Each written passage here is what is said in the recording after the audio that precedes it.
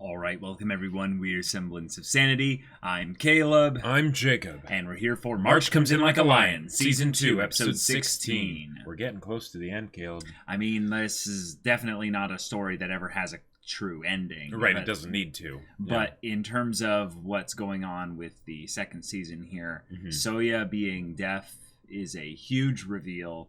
Yep. It's something that adds a lot of interesting contextual information regarding the past scenes we've had with him, right? And also seems like, okay, now we're very clearly in a new segment of story where we're getting some really heavy focus on a character that was ever present but never truly given the spotlight, right? And it's not just the fact that he's deaf, but the personality that he has is so detached.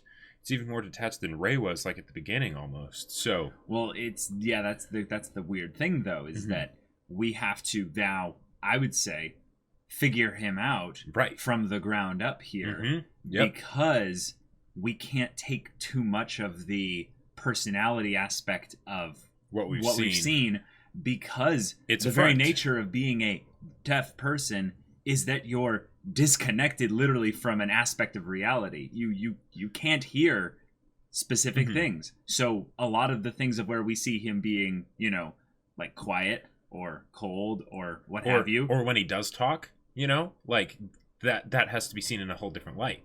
Right. So, yeah. Right. Yeah, exactly. So gonna be some big stuff this episode, y'all. So without further ado, let's get into it. All right, everyone, we're going to be starting the episode in 5, 4, 3, 2, 1, now. Got ourselves caught up back to speed with where we were before. They go to find a place to stay.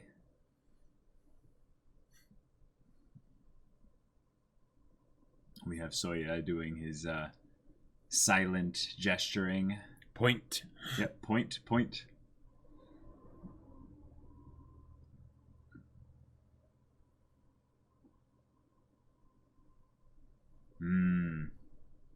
Haven't had any talking yet. Nope.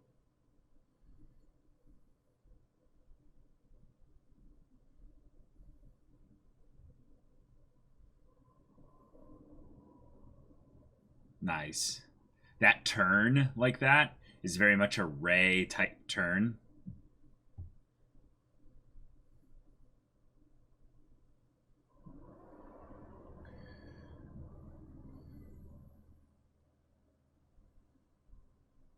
Wow. Roll credits.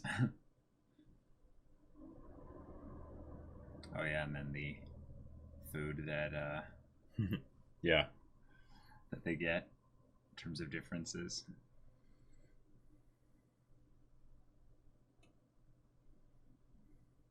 This is interesting. Still no dialogue. Nope. It's like it's from his perspective. Well, and then opening.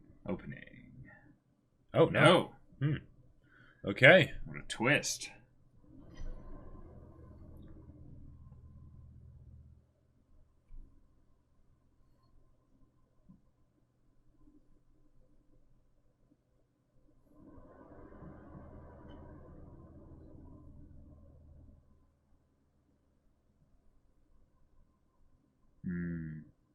Here we go. All right.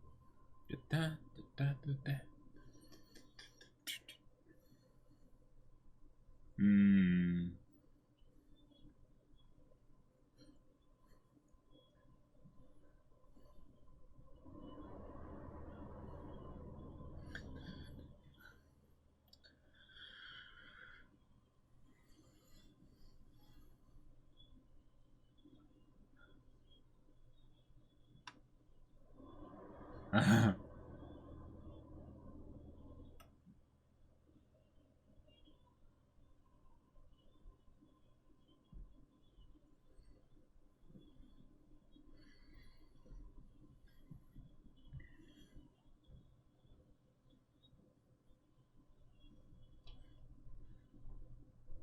right.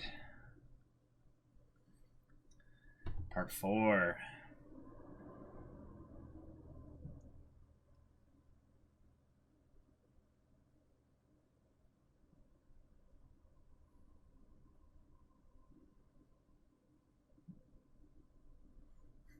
See ya. Oh. Wow. Okay. Whoa.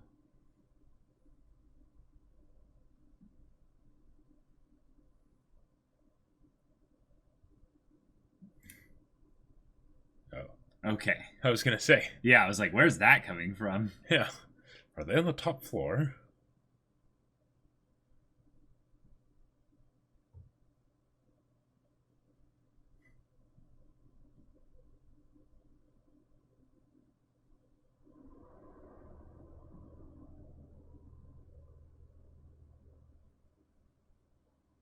Oh.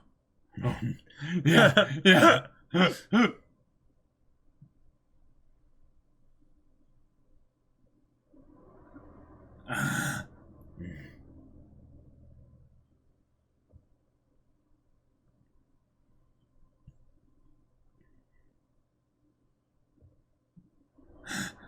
Splitting headache. Yeah.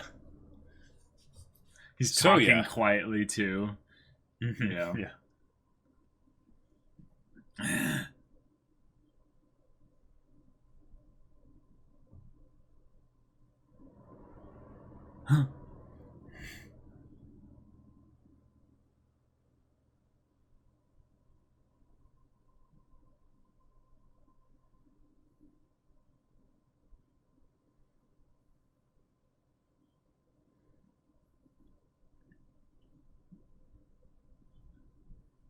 Okay.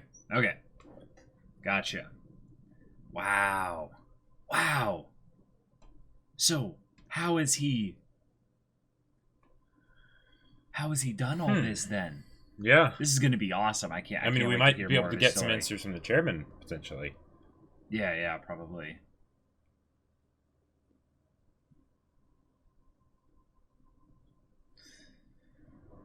Okay, so not from birth. Oh. Weird.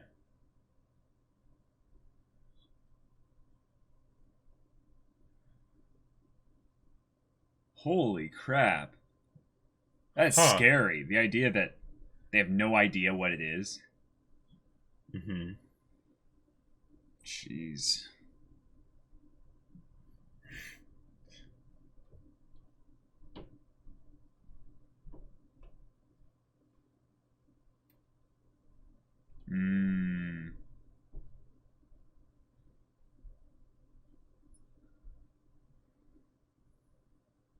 Wow. Mm-hmm. Yep.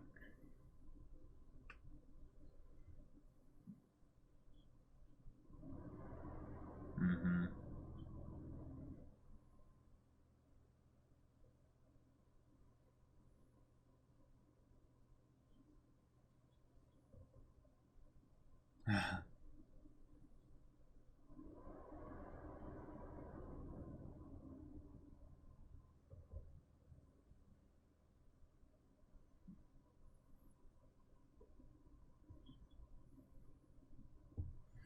Gotcha.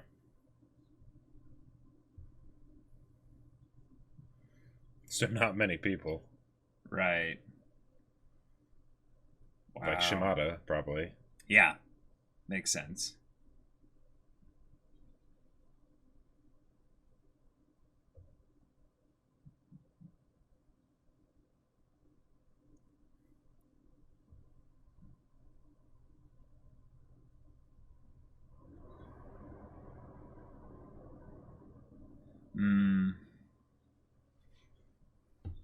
Yeah.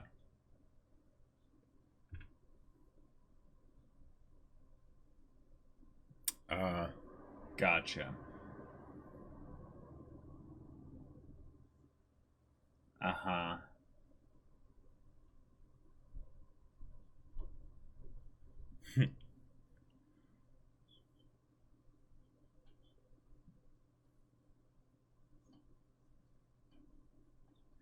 Wow.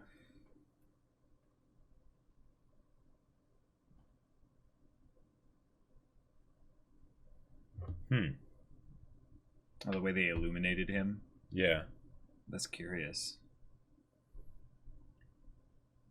Hmm.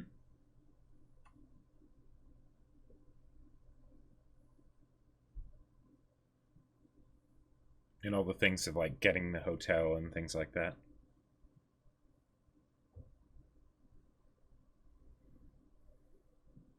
Nice. Godsend, meaning like, you know, because he was like a god is following me. Yeah. You know.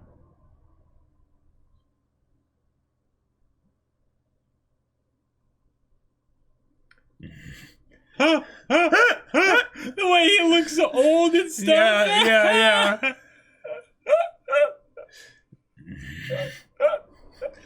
he was taught well by the Kawamotos.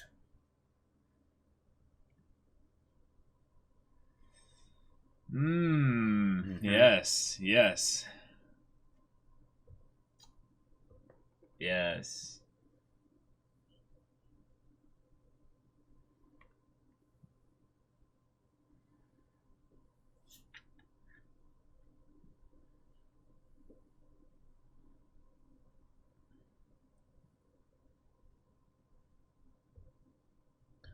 Whoa. Wow. What a guy. Cool.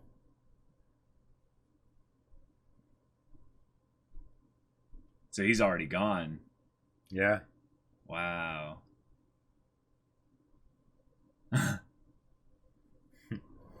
Nice. Not only is Ray a great caretaker, he's also a great poet. I mean,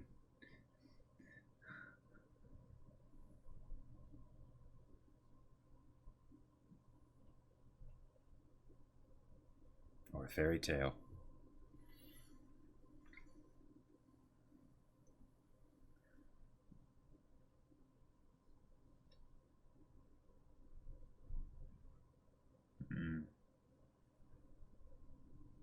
Oh, so pretty.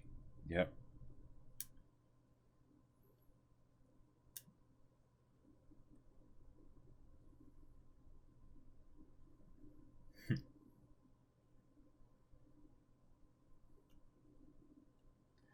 As if you couldn't hear them.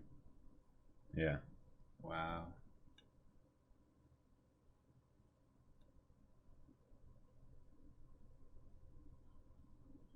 Dang.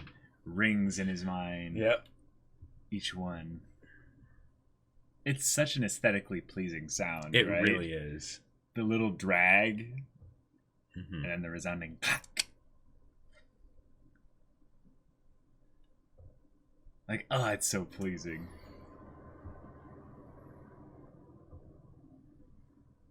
Oh,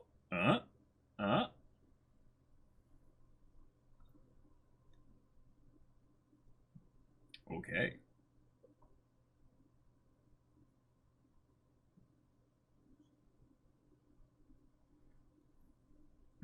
Maybe he's trying to walk a mile in Soya's shoes.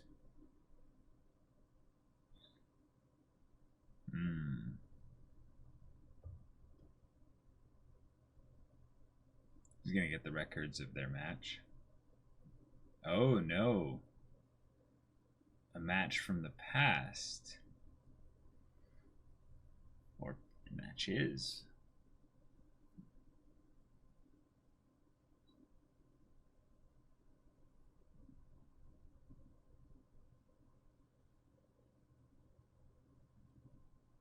Whoa. Cool. The idea that Soya might not be deaf, but all he hears in his mind. Yeah, he's been bit by the bug. Right.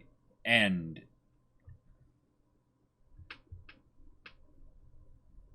Okay.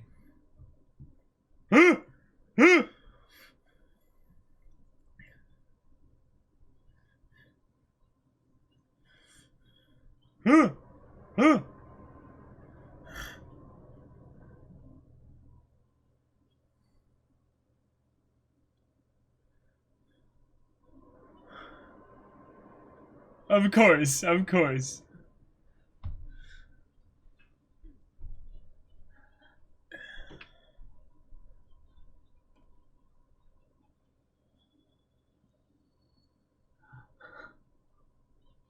It's 8 minutes.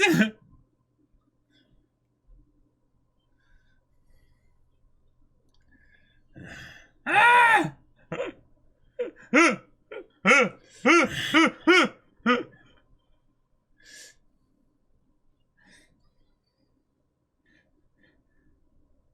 Ah, yes. Let's get a cooking instruction thing here. I feel bad though because I don't really like boiled eggs in general. Like, oh, yeah? like it's just I don't know. Ah, brilliant. I love the Momo added.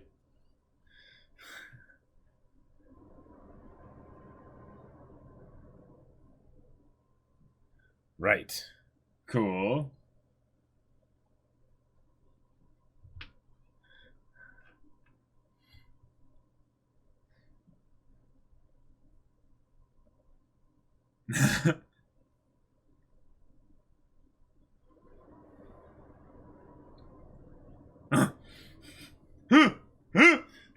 New pressure cooker.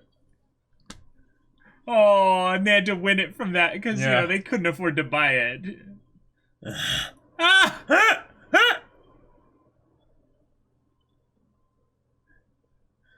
Spellbound, indeed.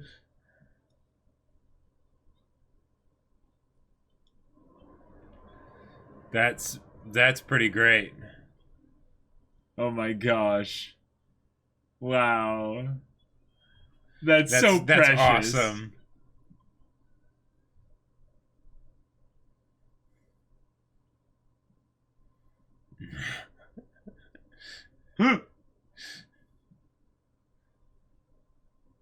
Mr. Glasses. She's already forgotten his name. Yeah, yeah.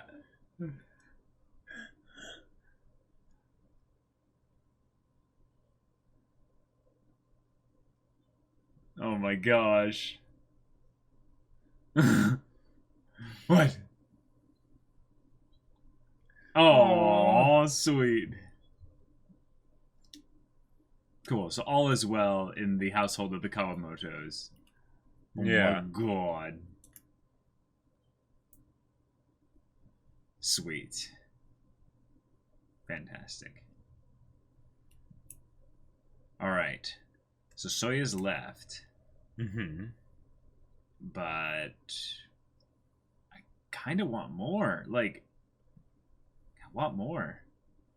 Well, I think this is the way that they're doing it. Uh-huh.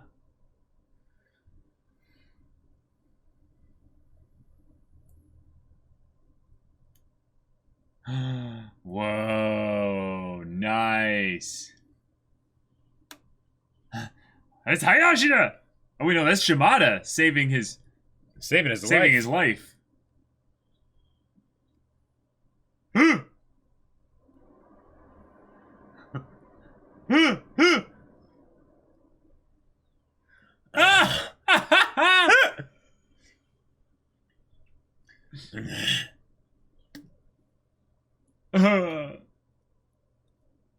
He's like, which game is this? Oh, yeah. Yeah. It was his game against Shimada, right? I mean, against Soya.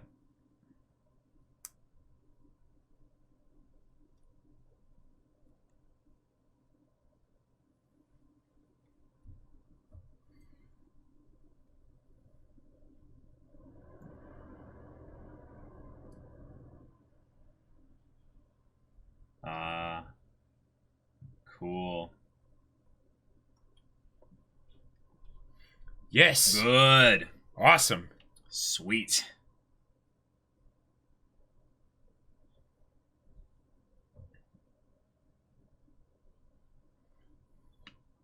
He's like, yeah, that's what I just said.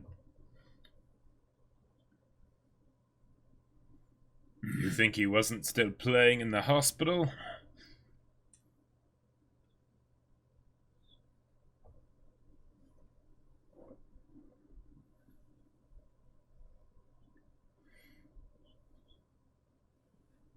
Wow. Mm-hmm. Okay, yeah.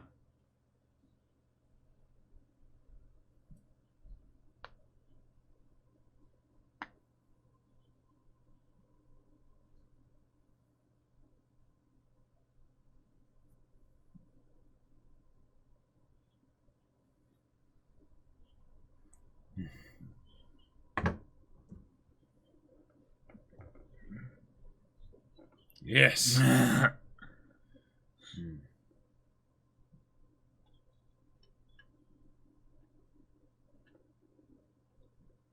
Oh, yeah. A lot.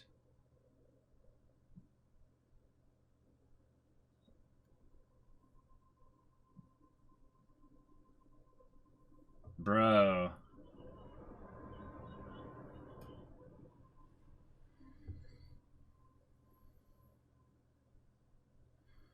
Wow.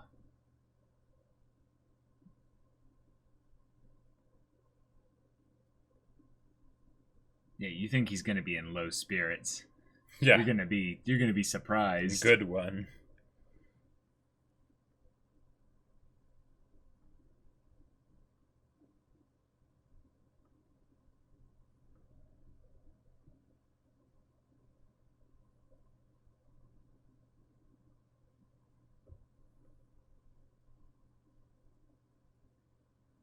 Wow.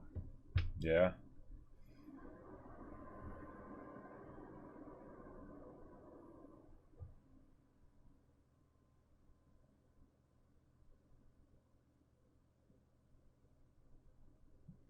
Oh, he's still playing. Mm-hmm. Wow.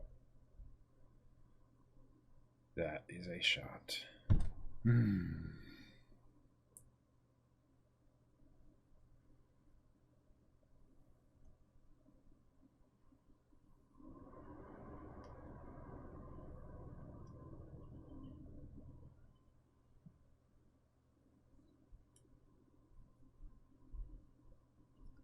Wow. Yeah.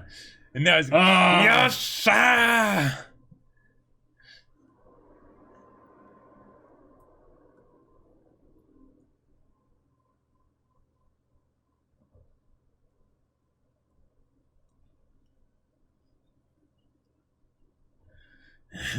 Yep. But how is Nikaido gonna actually respond?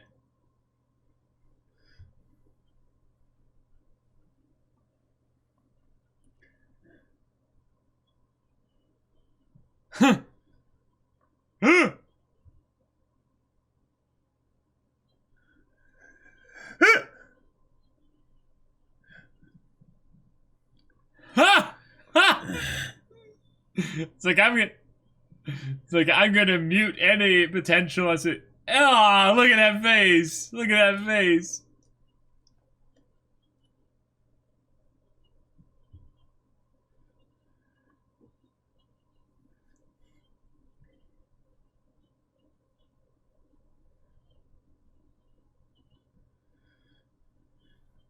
The Nikaido vaccine.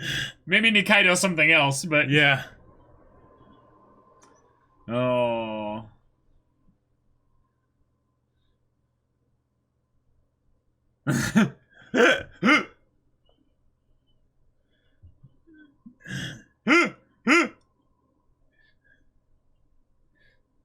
Oh. When was the last time you saw Ray laugh, Yeah. Nikaido?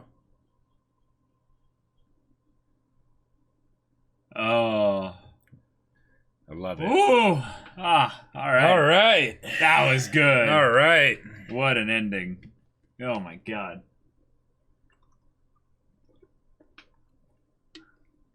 Oh my god. Wow. freaking Nikaido coming in and just surprising us all, but in some ways being as predictable as he could be with his response to just the struggle and overcoming it, and then also just, you know, him trying to find his way to leave his legacy. Wow. Now I'm really curious to see if that is the best way to make a soft-boiled egg. Ha!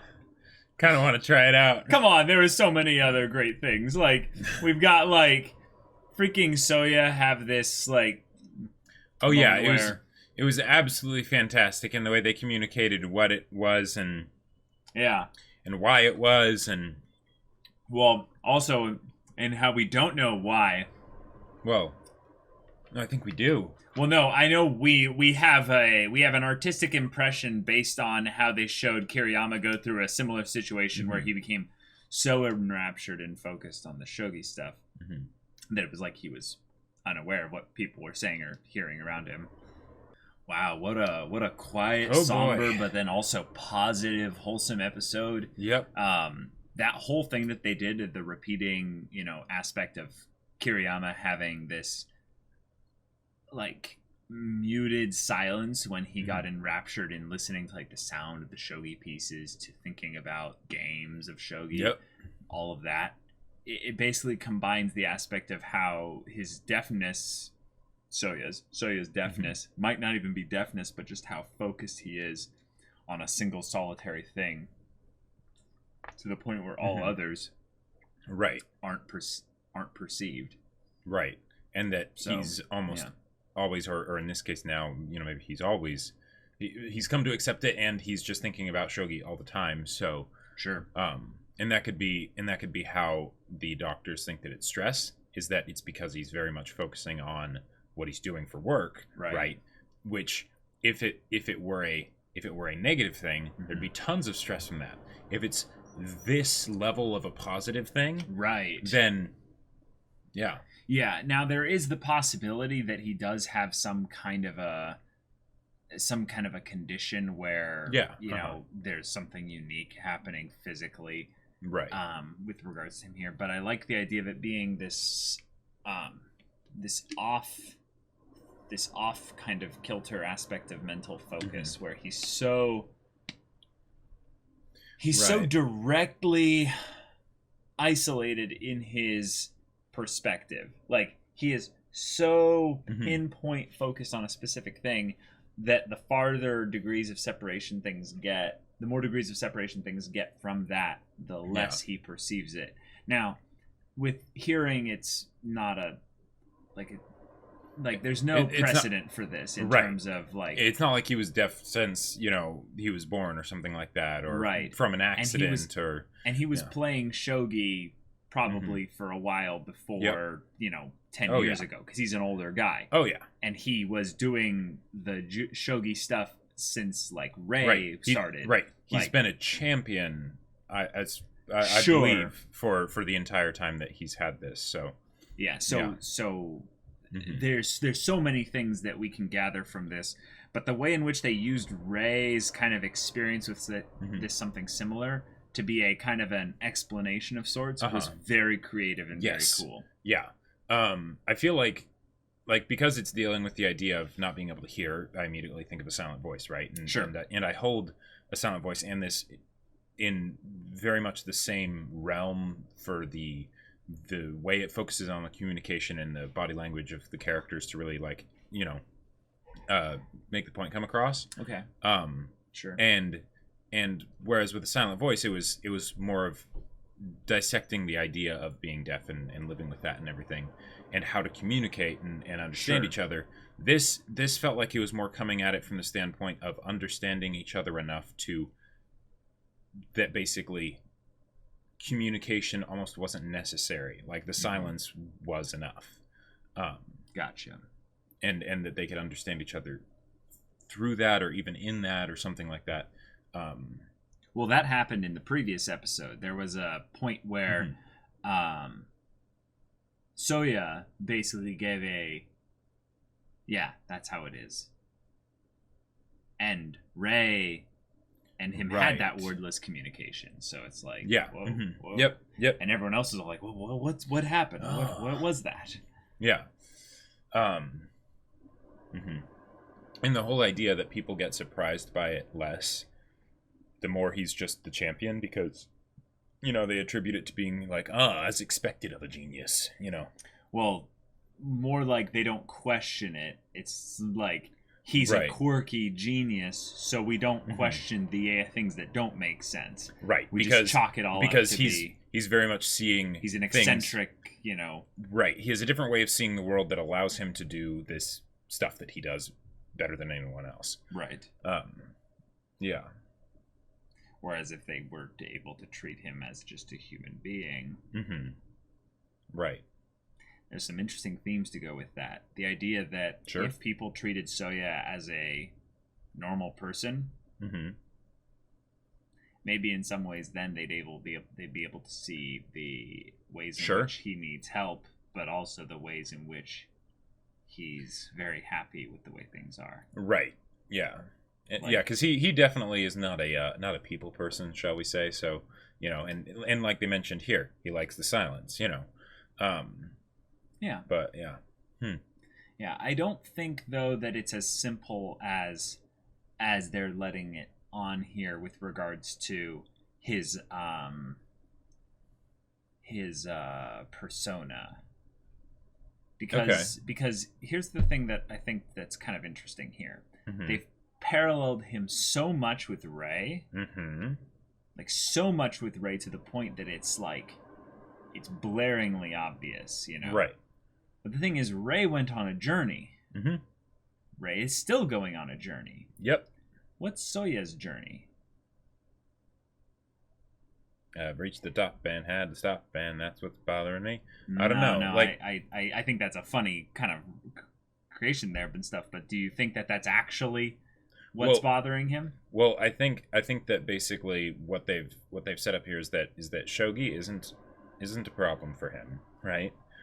Obviously, yeah. So the growth isn't going to be there, and if anything, if they continue the parallel with Soya and Rey, it could be that Shogi is being used to cover up for something else, right?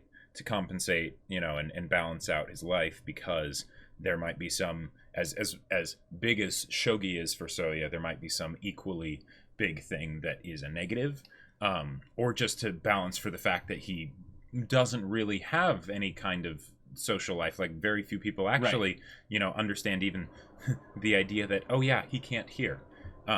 Right. My thought is with that is that it's not that Shogi is necessarily covering up something. It's that Shogi is given him so much focus and energy to be spent towards it that it is creating a barrier around him of basically making him unapproachable for others. And in fact, what the chairman does specifically with Soya reinforces that by coddling him, by making sure that, you know, everything's taken care of in that environment and stuff for him, which is good because he needs that help a lot of the time. Right. And it's not the chairman's place to say, you know, like if Soya needs to, you know, grow in some area, like going out and making friends or things like that. Oh, yeah, absolutely. In some ways, though, it's not that he's a problem. It's just that he's doing things that are reinforcing the same environment setting that he has currently placed himself in, regardless of whether or not that's something he wants. Right. And if his arc continues along with the theme that we have for most of the other characters of reclaiming something lost, I think that's what the author said, then Rey being so similar to him, you know, and them being able to understand each other on this level, could be the way that is basically reclaimed, either with them becoming friends or Rey being sort of the door gateway to being like, hey, to color back in his life. Right, exactly. Like yeah. I like the idea of the over dramatic presentation of Soya being basically this bleached white off kind of, you know, inhuman kind of ethereal bird. You know, basically they've repeated the bird motif over and over again of him basically being this thing that flies in an atmosphere above all of us regular, two-legged, land dwellers. And he flies and he soars, but he soars alone. Right. And Ray's whole thing has been that he's gone from environments of where he's struggling to swim, struggling to stay above water, struggling to go through all this stuff, and things have gotten easier and easier and easier and easier and easier for him because of his environment changing. But the reason why his environment changing was usually because he would get help from another person. Yeah. They would give him tools, they would give him basically support so that he would be able to basically, through just sheer stamina, just make it through the stormy seas. What it almost... And Soya flies above the seas. I'm going to one more thing here. It's just basically that Soya, since he flies above the seas, I don't think his thing is that he actually needs help with anything. Like in terms of a struggle or what have you. It's more that he would love to have someone soar with him. Sure. And it's just... he doesn't create an environment for that really that easily. One of the things that they focused on this episode quite heavily was focus. With, how focused Ray was on what was going on with him and Soya, how Soya would be very focused on, more in previous episodes, but in sort of the recap of, here's a thing that will help, and the explanation that they seemed to give for the deafness was hyper-focus, basically, right? That it so consumed Soya that he didn't hear anything because there was nothing else to him, right? Everything else didn't exist almost. Sure. And then that spread to Ray, and he became super focused, and then even with the Kawamotos, they were super focused on making sure that egg came out just right. Right. And even when it was like, hey, Ray canceled, it's like, oh, Mr. Glasses isn't here. All right, whatever. Right. Without a second thought, it's no. But the egg, this amazing egg. Right. And then with Nikaido, he went to the hospital. Right. And while he was there, he focused on making this move. Right. Making this move that he was sure would help him beat whoever the guy was he was fighting. I can't remember the name. I don't know, or something like that. The 8th Dan guy, which is, I don't know. I think that's what it was. Big deal, right? Right. And this incredible thing was able to happen because he focused, right? Yeah.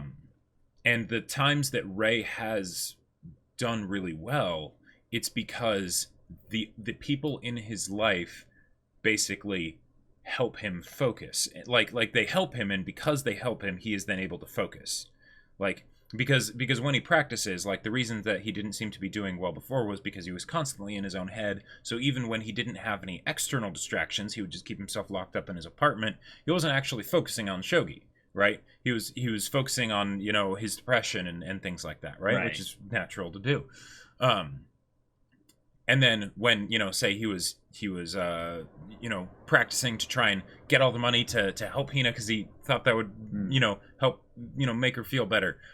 Right. He was wholly focused on that, right? So I'm not exactly sure, if that's just how much of that is just a natural byproduct of the fact that in order to excel at something, you need to focus on it, right? You need to give it the time and attention in order for it to really go somewhere. Right. Or if it's something that the show is trying to communicate something deeper through. But, yeah. Because here's an antithesis to that actually, I would say, reinforces the whole focus thing, is that one person's focus is another person's distraction. Yes. So when you think about what focus is it's really just what's in front of you. Now, the thing is that you can think about it in terms of people have to walk straight forward. So they walk towards what's in front of them. That doesn't necessarily mean that they're focused on it. And it's okay, you can think about it in terms of magnitude or degrees of focus, but what if you go about it in terms of desire? The idea that shogi is something that they both desire, Ray and Soya. They both desire in some ways something that they get out of shogi, maybe is more accurate. Yeah. There's that experience, that thing that they were both tapping into together in that wordless display of communication when they had their match. And now Ray is like, oh, obsessed, and he's like, oh, I feel it. And then Shimada comes up and is like, I get it. Maybe to other people, that could be seen as a distraction. But when someone else comes up to you and says, what you're doing is a distraction, it's like, whoa, distracting me from what? Right, exactly. Yeah. So with the whole thing of Shimada, sorry, Soya, I keep mixing up Shimada and Soya's name. With Soya's whole thing being that he's alone. He's alone. Does that mean that anything that comes into his environment that is a thing that is not shogi is a distraction? Because it's opposite his focus? Potentially. Well, yes. But here's the part that's kind of interesting here. With Ray's whole shogi bit as well. When he was struggling, when he was dealing with this whole thing there, one of his primary distractions was his own internal thoughts and stuff like that. But if you think about the time spent on shogi as being a thing that's like, that's where he should be focusing on in order to get better at shogi, it doesn't solve the areas of where the distraction is. So my thing here is that Soya basically, I'm struggling to find a word, he basically tossed aside distractions. Sure. And consciously, I think. Maybe it was a subconscious kind of thing that crept in, but over time I think he consciously chose it to the point where hearing is a distraction. Right. Now, is that good? I would say no. Well, I would say no. Who's to say what good is, right? It's defined by the person. For Soya, that turned out to be pretty good. Well, he likes the silence, right? It makes things easier for him. Yeah. It's the idea that, like, because with Soya being such a specialist at shogi, right? Right. It would make sense that a lot of his other muscles are crazy atrophied, right? Because sure. While it might be a healthier, more balanced life to cover all your bases, right? He's not in the job of covering all his bases, Absolutely. And that's what he loves to do, right? Right. So so is it good? Who knows, right? Who knows? But if shogi's all that he has, does there come a point where shogi isn't enough? Yeah, well, that's the thing, I think, where we start to go into assumption territory, because we know that shogi isn't everything for him. We know he has a grandma. Yes. We know that at the very least he is grateful for the help that he gets from other people and stuff like that. But we can also tell that he doesn't want to be a burden to other people. Like he pays for his stay over at the hotel and stuff like that. Right. Thanking Ray for basically looking out for him the previous day. Right. Yeah. Gratitude is something that I think is a trait of a great person. I think people that are filled with gratitude are some of the best people out there. But one of the things that's very, very common, I would say, with people who are constantly having to give out gratitude is that they can feel a little bit beholden to others for the assistance that they have to give. And in some ways, I think that the chairman, if we think about it this way, the chairman constantly handling him might be seen as a distraction. So he kind of maybe traded in one distraction for another type there. Maybe distractions aren't bad. Maybe distractions aren't a thing that entirely rob you of your focus. Maybe focus is where we consciously spend energy, and distractions is basically just the idea that life in what it is things that distract it. It's like, right, because you need to eat, you need to drink water, you need to take care of your mental health. There's all these things. By choosing one thing, you are inherently precluding, or however that works, other choices. You're saying no to other things, right? Because while there are cases where you can kill two birds with one stone and whatnot, there's you choose one thing, you're not choosing other things. By definition of choice, that's what it is, right? Yeah. So by choosing shogi again and again and again, it's not choosing other things. So the whole idea of distractions For other people, those things wouldn't be distractions, like you were saying, right? Yeah. And in fact, those things would be very healthy, right? You know, but because of the decisions that are being made, it becomes a distraction, right? Because if say you know, Rei is wanting to be the next Soya, right? Then in some ways, you know, there would be a lot of things that would be distractions. Hence why he, you know, canceled hanging out with Kawamotos. Yeah, that's the thing that's pretty tough to kind of swallow as far as pills go. That makes the Kawamotos in specific circumstances a distraction. Yeah. Now, that means distractions aren't bad or good. They're just distractions. Well, what I'm picking up on, I think maybe, is that there's this notion that basically Rei hasn't really wanted anything for himself. Not really. And when what pulled him out of this was wanting something for someone else. He wanted to help Hina, right? Right. That is absolutely fantastic, right?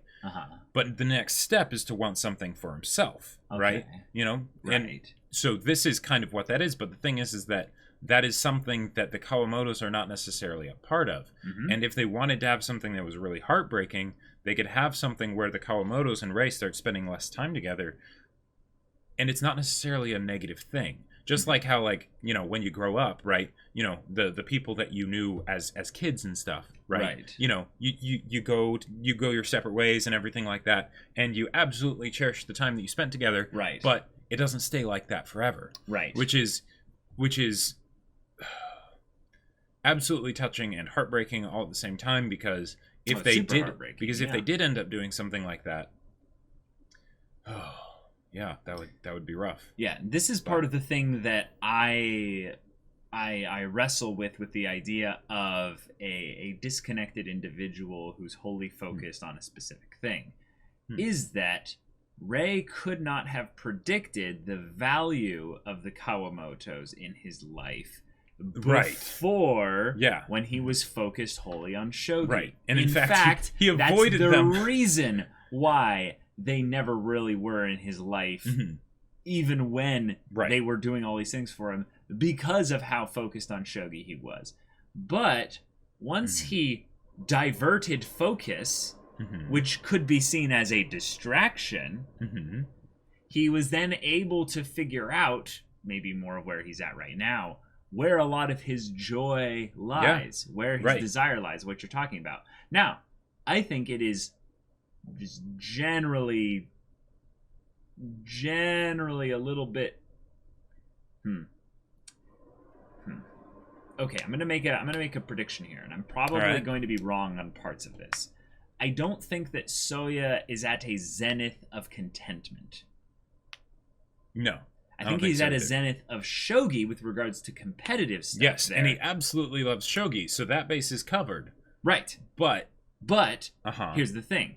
In order to find contentment, you need to figure out what you're focusing on, because that is where you're getting, I would say, all your conflict and all your contentment from at that particular, moment there. But with Soya, there's so little with regards to what we know about him regarding what goes on in his head. Right. So if he's wholly focused to shogi, as far as we know, which I think is a pretty basically decent. We haven't really seen anything that contradicts that, and we've seen things that show that he's so incredibly focused on shogi that that's probably the only thing. Right. For him. Now, with regards to what he desires, we do know something with that, in that he really enjoys those moments like he had with Rei in the match. That is something that he gains pleasure from. That is something he values. That is something that he probably wants. Put a smile on it puts face. A smile on his face. Yep. And that's the thing. The chairman spoke about the smile on his face as if it was a unique thing. Here's what my guess is. There was something else that they did in this episode that showed some extra value to the ways that both Nikaido and Rei play shogi compared to the ways others play shogi. All right. So, what Rei and Nikaido both did was they had some unique touch, I would say, to the flow of the game.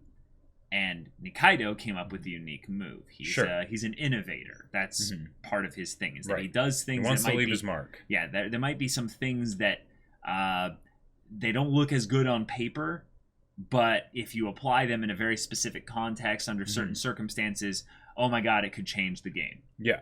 Or maybe it just surprises people to the point where they're like, crap, I don't know how to respond to this.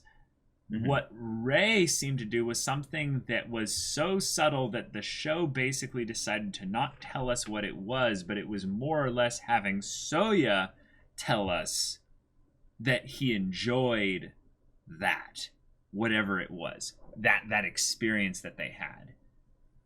And the chairman even remarks on it as being this thing that, he was actually smiling. Like, he even smiled. Because this is the way that Soya communicates, right? He'll communicate with other people when he wants to express something to them in ways that they will maybe understand, right? Right. You know, through words, you know, telling Ray thank you and paying for his room and things like that. Yeah.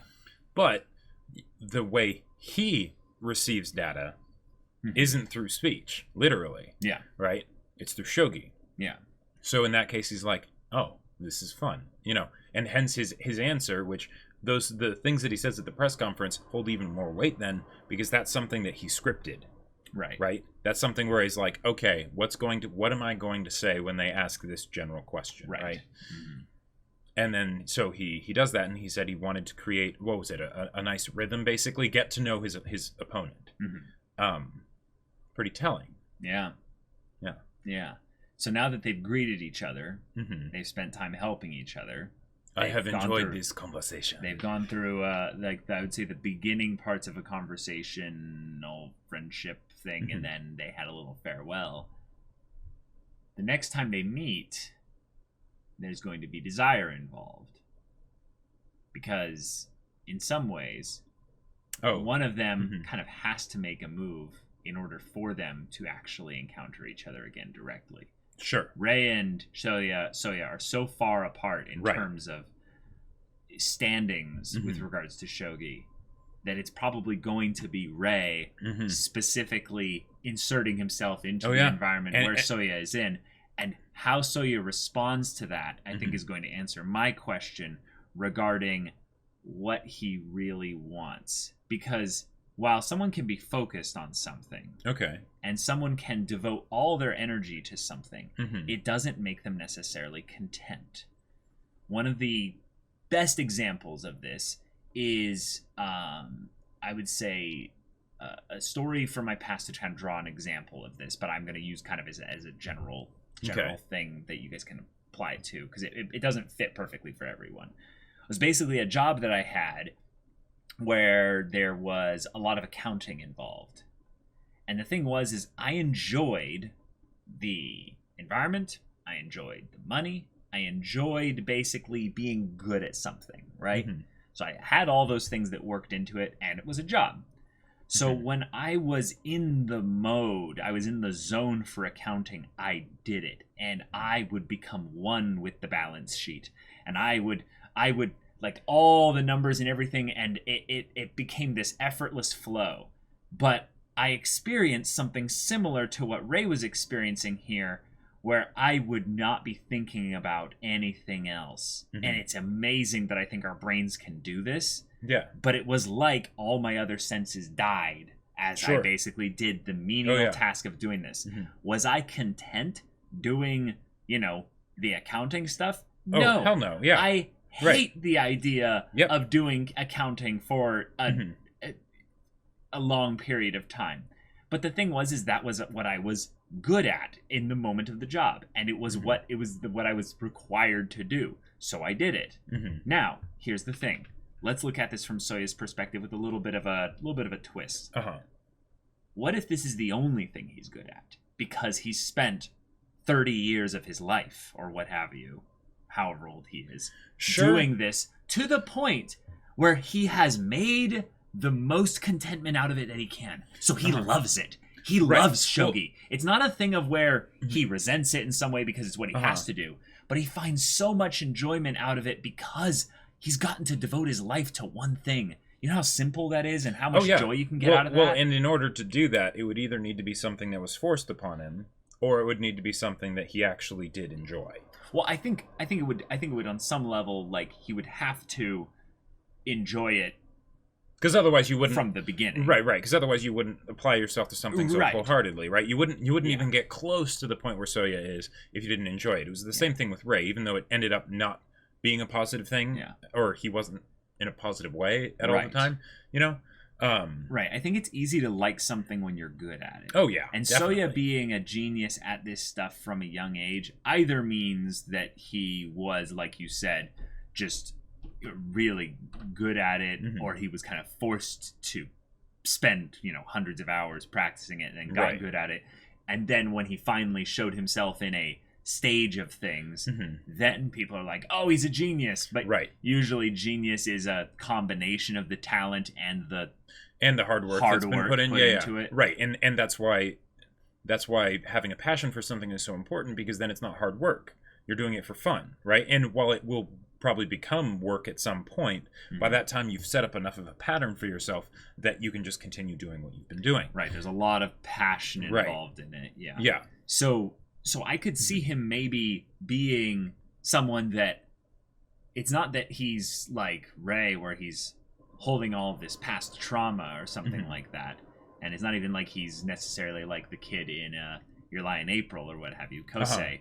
It's maybe something where he's so focused to this that he doesn't know there's a world out there. Yes, and, right, and exactly. the whole motif of him being this white, bleached kind of colored character, when the opening of this show is so about full of color invading the monochrome spaces. Yep. It's not even just about the colors being so beautiful. It's about them the way spreading. that the color spreads. Yeah. Like at the part at the end where it shows Rei with all the cherry blossoms around and it's glowing pink, and then it shows the Kawamotos and the pink starts to yeah. So it might just be that Rei needed to be at a place where he was far enough ahead of his own problems in terms of figuring things out that he can think about other people. So that he can think about other people and thereby and therefore end up helping Soya in whatever way he does, which I think might just be a little bit more in the area of passion. Because I'm going to bring this back to Harunobu here, because I really think Harunobu Nikaido might be the key to everything in this show. And that's maybe my own internal bias coming in here. But the reason why he was introduced in the story in the beginning was I had no idea. I felt like he was a loud, exciting character full of passion that meant to get you kind of go, ah! And I'm like, okay, a lot of stories need that type of character. But that doesn't seem like the kind of show that this is. Yeah, that doesn't feel like this type of show. But then maybe thinking back on it with all this context, you go back to that beginning and you realize how muted Rei's life was. So Nikaido felt like a distraction. He felt literally like a thing that took away from Kiriyama's focus. Right, and the thing is, he was not at all meeting Kiriyama where he was at. Yeah, because he's got his own immaturities to deal with. Well, right, exactly. And also because of his nature, he's the blazing brash, he's distracting, Right. Yeah, he's something that demands your attention, even though it might not actually be the right time to put your attention onto that specific thing. And they in a lot of cases maybe don't want it. Like who doesn't want it? Well, like at the beginning. No. Rei. Like at the beginning of the show, Rei was like, "We're not friends. Like, why are you bothering me?" Well, yes. Obviously, they don't want it. I'm talking about the fact that Nikaido he would love that attention. Yeah. But in the case of Soya, we don't even know what he wants. Right. This is the thing that's a bit tough for me. Yeah. I love the idea of there being conflict in him growing and things like that, and maybe seeing a different perspective than what he's got so far. Sure. Right? The reason why I don't want it to be anything too extreme, really, is because he's almost 40. He's lived enough that if there were any latent issues with something like that, especially given the position that he's at, because to be at this high of a level of something, the 2% difference, sometimes is what makes or breaks, your career, right? So if there were some sort of issue regarding how he felt about shogi, again, I'm not talking about shogi. No. Yeah. Okay, but you think that if there was, then that would have already become a problem before now, and probably addressed. Okay. Now, as for the whole thing of like the color being added to his life and everything, I'm not talking about shogi though. Okay, I'm talking more about just the aspect of him enjoying life, like the idea of him having. I think he is enjoying life. Okay. Like okay. the fact that everything is so effortless for him, I think is because he's having fun with it, right? The reason why he gets so engrossed in it is because he's having fun with it. It might not be the fun that everyone else has, right? And he might, well, I would say almost definitely could have something to learn from the fun that can be had in other ways, right? Right. You know, but I think he's definitely having fun. Right. So to clarify, what you're saying is that he is definitely content. Yep. I think so, yeah. And you think that he is also not dealing with any distractions at the moment. Right, but I feel like maybe he could use a distraction. Right. Like, why would he need a distraction if he's content? And in fact, if anything, wouldn't that lessen his enjoyment of things via his, his shogi career? Well, the thing is that I feel like with where he's at right now, he gets enjoyment by playing people and having those good conversations through shogi, right? Which isn't as common as which isn't that often, right? Yeah. It isn't as often as we'd think, right? Yeah. You know, and it's with the very, very specific set of people that are able to even challenge him, right? So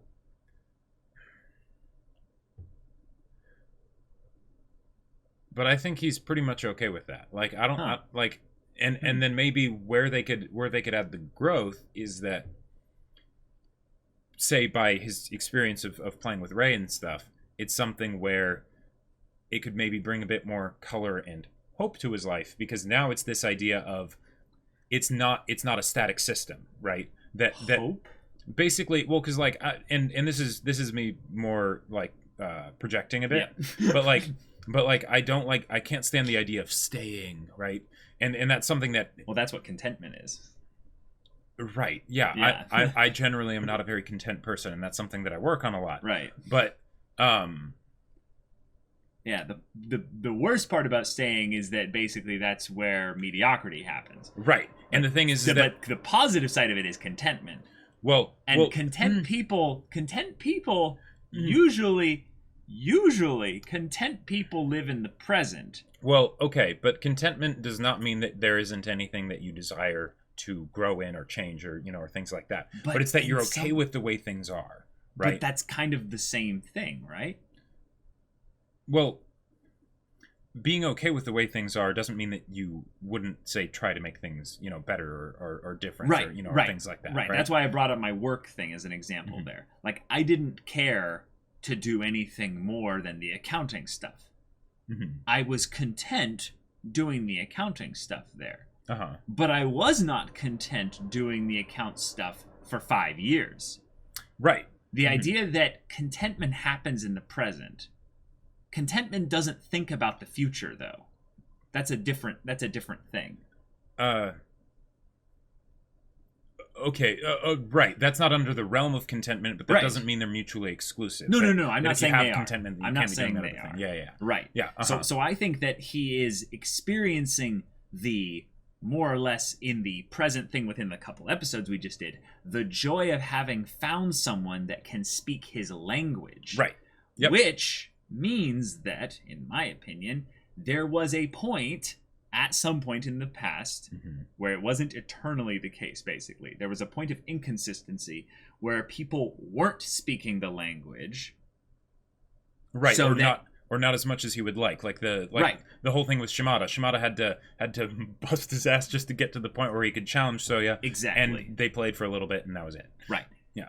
So, I think we can extrapolate a desire out of that, in that he would prefer, in order to be actually content, to have more of those things. Now, we could get to the root of it where they deconstruct actually how contentment isn't necessarily the best way to live life, which might be more or less along lines of what you're talking about here, where it's like, no, actually, it's desiring more of those encounters, more of those little bits of color being splashed into your life, where you go, this is why we don't just stay content. we hold contentment in tension with the idea of desiring greater things, desiring growth, desiring more. Now, those are that's an oxymoron in a lot of ways. Yeah, and growth is probably very much a young person term because, like, especially in Soya's case, one, he's older, but two, I mean, he's at the top. So there's there's probably ways that he is able to still improve his own game, and he just improves at a rate beyond the people below him, and that's why he stays at the top, you know? We know that he does things to keep up with the young people. Yeah. Like we saw the whole thing with him taking the gels and stuff. Right, exactly, because he's not untouchable. The idea is that if he doesn't keep working... He has a 70% win rate. 70% win rate, which is really good, but that means that there are games that he loses, which means he has to stay sharp, right? Yeah. And I would almost not be surprised if they did end up going the route of, like, basically him having distractions in his life, that actually negatively affects his shogi game potentially. Yeah, I think that'll be a definite part of it as well. Like, and that's probably where the chairman actually comes in as a positive, is that he calls it short after a certain point. Once things become too distracting, then he goes, all right, let's leave the champion alone. Yeah. Because he doesn't... Golden Goose here, please back away, you know. Exactly. Let me take a perspective on this from the aspect of the sport. The idea of the athlete or the professional in a competitive environment. When you have a professional in these competitive environments and stuff, one of the most universal constants in their lives in terms of where their time is spent is practice. Yeah. Now, when I say practice and it's a lifestyle, the amount of time actually spent devoted to studying their craft, honing their body, mind, what have you, repetitively over and over and over and over again, is at a level that most of us probably would look at and go, oh my God, you know, Joseph Joestar, that's like, ridiculous. What is that? Because that's their job, and it's their job to do that at a level beyond anyone else. Right. Now, imagine, if you will, the person that finds their passion, their vocation, and basically their daily life, you know, kind of spent time, what have you, all converging on one thing. That's a pretty damn amazing situation. That's a really great situation. Now, here's the thing. How many of us can actually be satisfied on spending our lives, basically, on one thing?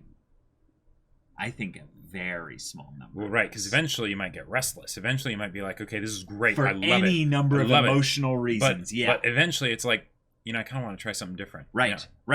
But that's the thing. What if you didn't? What if you actually found contentment with that? That would appear pretty colorless and monotone from the outside, because like, okay, if you think about white as a color. Oh. Right? Oh. Go for it. Well, now granted, it changes whether you're talking about an actual, like, painting where you're inputting something that has the color, or whether you're talking about a digital screen. A pigment where you're projecting the colors out for someone to see. Right. But if I recall, with painting, it's that there's no color, right? Wait, no, this actually kind of breaks down now that I think about it. But the idea is that when it's just the one thing, that comes off as pretty lame to other people. Like when Ray was describing the sky, it was too blue. It was like it was painted by a little kid, right? Like it was almost fake. It looked like, right? Okay. Whereas with Soya, right, he does shogi. That's what he does. He doesn't do anything else, right? So yeah, to other people, that would probably seem pretty strange. That would seem pretty robotic. That would seem pretty, like, boring, especially if you didn't, like, actually care about the thing that was being done, right? Yeah. But to the person doing that, they're getting 100% of maybe their favorite thing. And as long as that thing stays their favorite thing, good. Yeah. That would suck if it stopped being their favorite thing. Right. Because now they're getting just something that is, at that point, a reminder of what once was but isn't anymore. Right. You know. What I would say is more plausible here. One, because I think they're trying to bring up the idea that Ray and him aren't that they're pretty similar. I'm just going to use it. They're pretty similar. And one of the things that Ray has done is changed. And I think that what we'll find out, because I think we're gonna get Soya backstory eventually. Like, I think we're gonna go back to that kid Soya at some point. Yeah.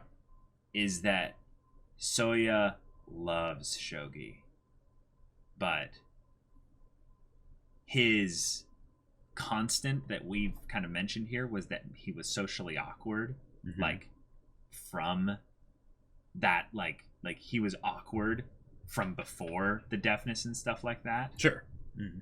And in terms of a universal need, in terms of a thing that like most to all people need, is, I feel like, even for the most extreme of eccentric genius introverts, we're still social creatures. We need someone else, right? And that's what this could be. Like, I was kind of thinking about it's just a simple before, aspect of loneliness. Well, yeah, but it's not anything complicated. It's just that he loves like, if he could, he would go for it. But the idea is that he doesn't have that many opportunities to encounter people. Yeah, like it's lonely at the top, and because he loves Shogi so much, and that's his whole life, there isn't much crossover for other people. And there's instances like with Shimada or things like that, but again, those are short-lived and probably and maybe not quite enough. Right? Because you can see all the pressure and effort Shimada has to put in, maybe, where it's like, oh my god, this is killing him. How can I get joy out of this? Because he's not able to. Right. He's not able to converse amongst and the game. fact that and from a meta perspective, this makes a whole lot of sense. But since they've drawn the similarities between Soya and Rei so much, and Soya does seem to be very much alone up there. He's the bird flying above everybody, right? Right. Well, yeah, his growth doesn't have to be an aspect of change, because that's a bit more of something that the young people do, right? Like this could just be something where it's, he makes a friend, like a real friend, right? And then him and Ray are able to connect, and he's able to open up in that way because he finally has someone that can understand his language. Yeah. So, that would be so cool. Yeah, I would love that. I don't really have too much more to say on this episode, except that when you were telling your story about accounting and things like that, wow, birds, very loud. Birds, yeah. Thought I closed that window, but I had something happen like that once where I was walking to a D&D group. And basically, I ended up thinking about a story, and I got so engrossed in that story. Now, this was something where you almost stepped into the street. No. So I was walking to the place. I had the directions and everything. It's like third right after this whatever, right? And I was like, okay, cool. I left with plenty of time.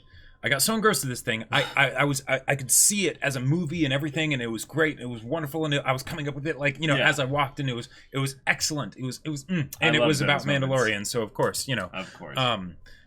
Then I see a river. I'm like, wait a minute, this isn't quite right. You walked a mile past where you needed to go. 2 miles past. 2 miles. Oh my god! And I had been keeping an eye out, I thought, for that third right, but I got to 2, and then there was another one, so it's just okay. And then suddenly, I'm like, wait a minute, what time is it?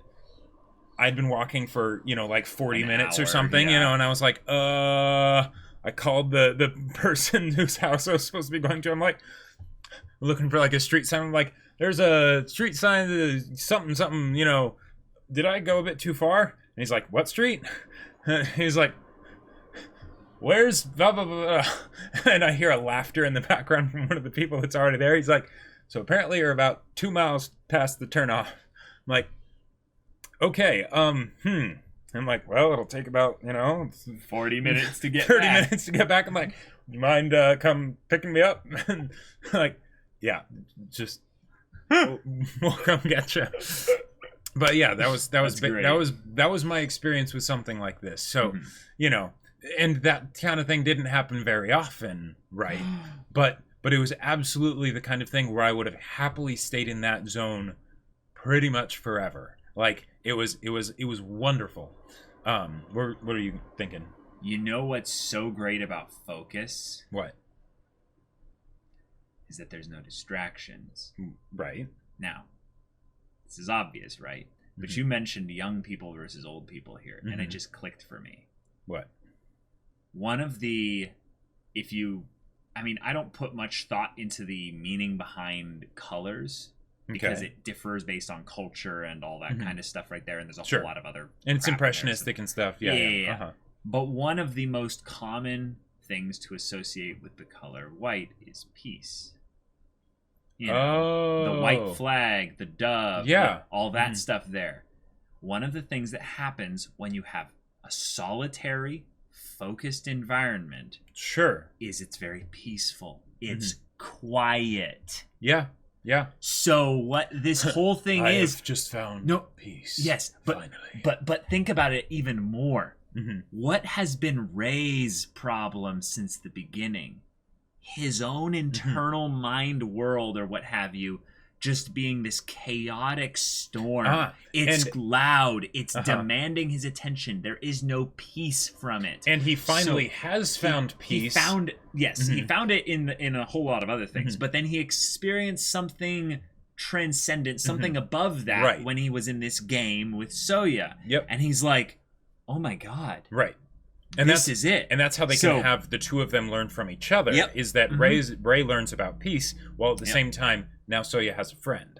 Yeah. Right? And I would not at all be surprised, even though this might be considered improper or something like that, if they played games not part of the championship. Oh, yeah. That's 100% going to happen. Whether or not it's in the future stuff that's not adapted yet or what have you. But, like... To end this discussion on a high note, I feel like...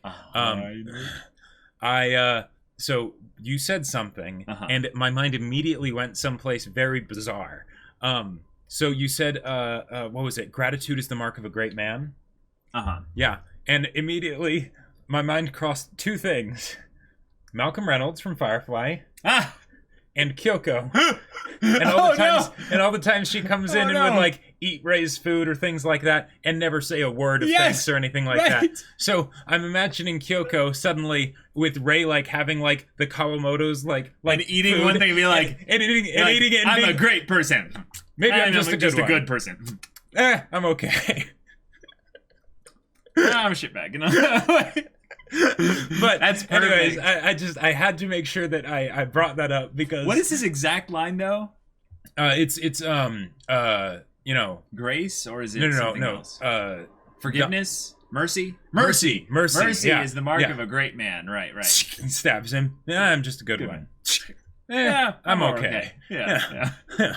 Good stuff. But yeah, this is a great episode. Great episode. Got a lot out of the discussion here for that one. Wow. Lots of stuff here, y'all. So thank you so much for watching our reaction and discussion. Yes. Wonderful show. Season 2 has been just killing it so far. Coming up on the end. Oh, yeah. So if you want to see the next episode's reaction and discussion right now, go check out the link in the description below for our Patreon. You can get on early access there, and any level of support gets you access to our Discord, where you can chat with us about these stories, about anime in general, or just whatever.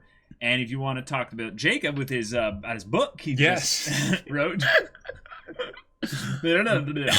My sci-fi novel Battle Lines is still available for order on Amazon. The link is in the description below, so go check it out. Leave a review. Let people know what you think. It's pretty great. Yeah, so if any of that interests you, we'll see you there. But until then, we're Semblance of Sanity. I'm Caleb. I'm Jacob. And we'll see you all next time.